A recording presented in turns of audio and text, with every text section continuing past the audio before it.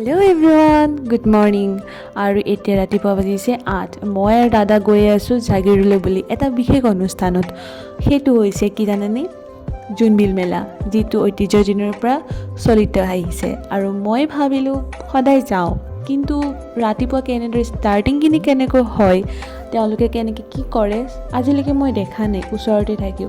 সেইকাৰণে ভাবিলোঁ আজিৰ পৰা মই যাওঁ, চাই আহোঁ কি কেনেকৈ হয়। আৰু জোনবিল মেলা বুলি কওঁতে আপোনালোকে বহুতে জানে আৰু বহুতে নাজানে। জোনবিল হৈছে এটা বিনিময় প্ৰথা, যিটো অনলি আপোনাৰ মই জনালৈকে জাগিৰোডতে হয়। আৰু এইটো গোভা ৰজাৰ ঐতিহ্যৰ দিনতে স্থাপিত কৰি যোৱা এটা অনুষ্ঠান হয়। আৰু এইটো এতিয়াও চলি আহিছে, আগৰ পৰা চলি আহিছিলে। আৰু যেনেদৰে পুৰণা দিনৰ নিয়ম নীতিৰে কৰে আপোনাৰ বিনিময় প্ৰদান, যিটো উইদাউট পইচা দিব নালাগে, পইচাৰ আদান প্ৰদান নহয়। আপোনাক পাহাৰৰ পৰা মামামীসকল আহিব, তেওঁলোকে আমাৰ পৰা ল'ব, আমি তেওঁলোকৰ পৰা ল'ম, কিন্তু পইচা নহয়। পইচাৰ সলনি আমি দিব লাগিব আমাৰ পিঠা পনা, যিহেতু এইটো বিহুৰ ছিজন। আৰু দেখিছে মই অলৰেডি পাই গ'লোঁ জেগা। এইফালে দেখিছে কাঠৰ বস্তু, এইফালে দোকান আহিছে। আৰু এবাৰ মই শুনিছোঁ হেনো দোকানবোৰ অলপ এক্সপাণ্ড কৰিছে, ডাঙৰ কৰিছে। ভালেই হৈছে দিয়ক, ইমান অলপ কৰিব আৰু নিজৰ এটা জেগা।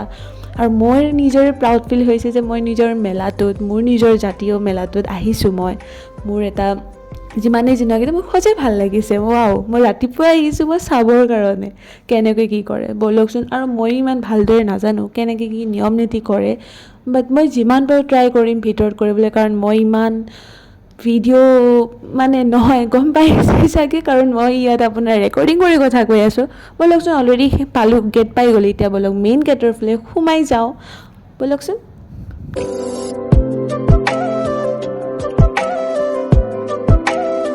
আৰু কি জানেনে, এনেদৰে দোকানবোৰ খুলিব আৰু তেওঁলোকে এইবোৰ কাপোৰ কানি বেচিব, ট্ৰেডিশ্যনেল ড্ৰেছ পাব এইবোৰ মেলাত আহিলে।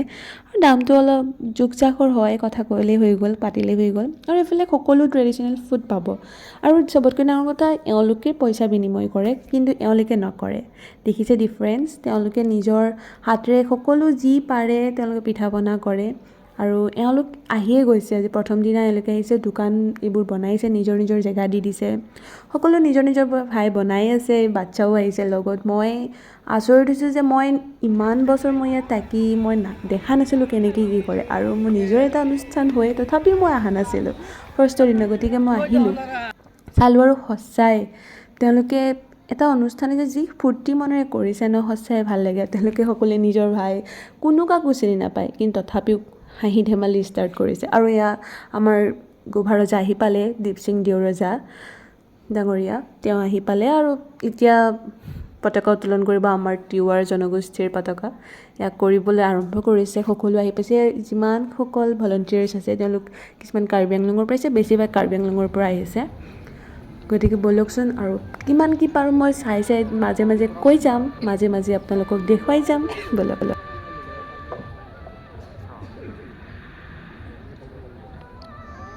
ঠিকে আছে না, দেখছি দিতেন।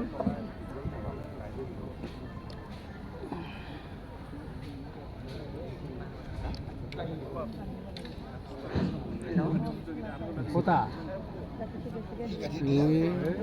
কৈছোঁ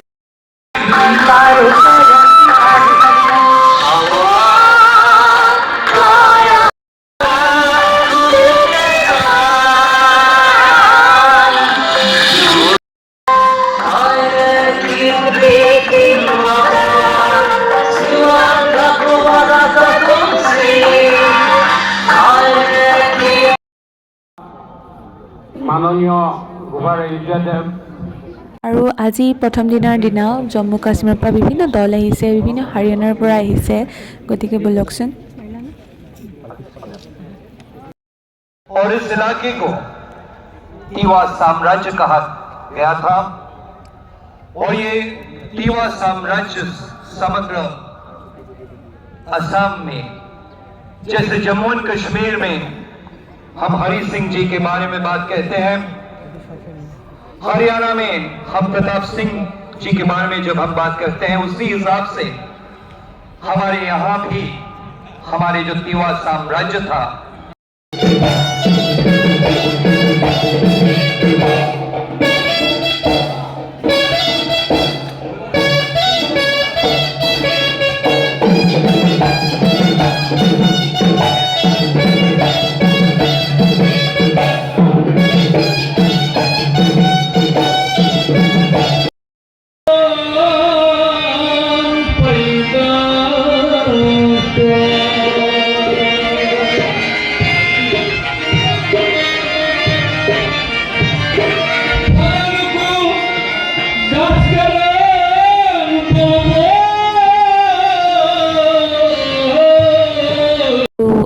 ইমানেই ইয়াৰ পিছতে আমি একচুৱেলি যাবলগীয়া হ'ল দাদাৰ এটা কিবা কাম থকাৰ কাৰণে আৰু যিখিনি যেনেকৈ আছিলে আৰম্ভণি হৈছে এওঁলোক আহিছে এতিয়া মই কৈছিলোঁ ন গাড়ীত আহিব এওঁলোকে আৰু ইয়াতে এজন মামা কাকো চিনি নাপাওঁ কিন্তু তথাপিতো মোক ভাই দিলে তাৰপিছত ভিডিঅ' কৰি আছিলোঁ আৰু এনেকৈ ভাল লাগে